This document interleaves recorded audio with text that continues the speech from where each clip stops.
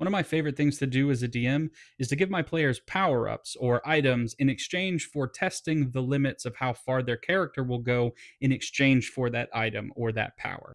For example, last Thanksgiving, I ran a Wild Hunt one shot for my in laws, and they were pretty excited about it, but they were also pretty big Ghibli fans. So I built the campaign around having to hunt beasts in a forest. Now, they had to hunt too in order not to become meals of the wild hunt themselves, but the third fight was optional and it would give them all a +1 magic weapon of their choice if they went and did it.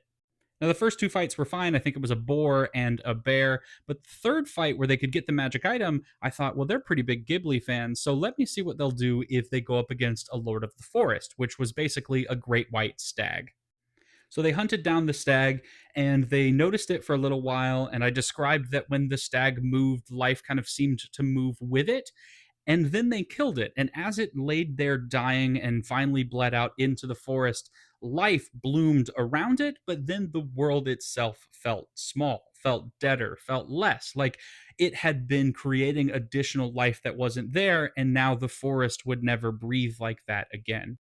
Needless to say, I think they were very distraught by their actions and the outcomes of their decisions, but I think they learned a lot about how much their characters were willing to do for power and maybe not make mistakes ever again.